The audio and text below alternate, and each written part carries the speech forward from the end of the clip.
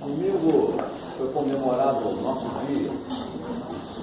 E é interessante que se a gente é pastor, a gente vai ao longo da jornada ministerial ganhando filhos. Contava ali no nosso grupo de estudos agora, que o último telefonema que eu recebi no domingo foi de um filho muito inusitado, mas que me alegra o fato desse contato. Se você tem percebido, é interessante que o Senhor Jesus ensina uma oração. Lá no capítulo 6 de Mateus nós temos essa oração.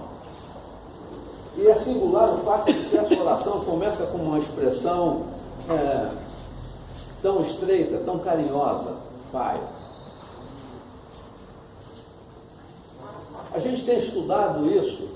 Em algumas Bíblias você tem escrito lá um título para esse trecho, a oração dominical. Não há aberração maior do que essa. Essa não é oração dominical. Isso é uma loucura. Essa oração precisa ser feita todo dia. Mas por que o Senhor Jesus coloca, no início do seu ministério, no processo de educação dos seus discípulos, por que ele coloca aquilo que é chamado de oração, mas ela é aberta com essa expressão, Pai? Isso é tão singular. O termo Pai figura 1071 vezes na Bíblia. E sem nenhuma desejo de comparação ou confronto, o termo mãe figura 300 vezes. Mas por que isso? Há uma riqueza interessante. Para que as mulheres não fiquem muito zangadas, a primeira vez que a palavra pai figura na Bíblia, ela figura de parelha com a palavra mãe. É lá em Gênesis 2:24. A gente sabe que o texto foi produzido tardiamente em relação ao fato em si, mas se refere àquele fato quando nem pai nem mãe eram presentes. Adão e Eva são filhos diretos de Deus.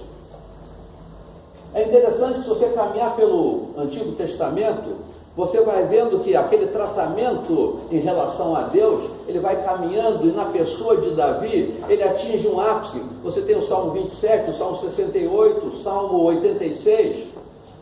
Mas no Salmo 68, por exemplo, ele começa a vincular mais diretamente, vincular-se a Deus como o pai dele, ele filho e Deus o pai. Isso é interessante. E para que as mulheres não fiquem muito zangadas, pai sempre representa aquela figura de autoridade, aquele provedor, aquele que sustenta.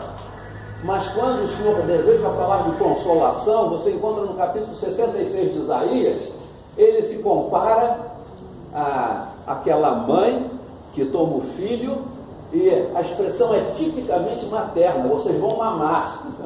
É o seio materno que representa o conforto. A minha nora trabalha na aviação e fica sempre algum tempo fora de casa. E quando ela retorna, eu observava um quadro muito interessante. A minha neta corre para ela e a primeira coisa que ela deseja é o seio materno. Não é porque o seio seja simplesmente alimento, porque o seio empresta a noção de segurança. Ela está amparada. Isaías percebe isso e o Espírito de Deus o inspira e ele coloca isso. O conforto é o conforto que a mãe dá. Eu acho que a gente teve uma experiência na minha meninice e na meu tempo de junior. A disciplina do meu pai era uma, a disciplina da minha mãe era outra. Ela terminava com conforto. Agora, quando você chega no Novo Testamento, você tem 3 ou 4 inserções do vocábulo pai e logo em seguida Jesus coloca a oração e coloca começando com este vocábulo, pai. Eu acho isso tão interessante, porque a gente trabalha com as noções, a teologia católica ainda joga a noção de que todos somos filhos de Deus. Nós evangélicos rejeitamos isso, nós somos criaturas de Deus. Mas originalmente, fora do pecado, nós somos filhos de Deus. O que Jesus está colocando aqui?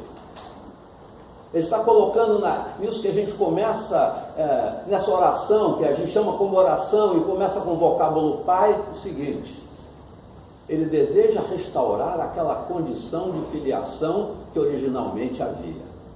É isso que ele deseja. É isso que ele deseja. Ele deseja, lá no Salmo que declara que ele é o pai dos órfãos e o juiz das viúvas, e trabalha para que a gente viva em família. Ele é Pai nosso porque ele deseja restaurar não só a filiação, mas a família também. E a gente, quando olha para essa oração, nessa perspectiva, ela toma um peso muito maior. Por isso, essa não é uma oração dominical. Ela, na realidade, é a restauração do relacionamento. Ela é a restauração da família de Deus.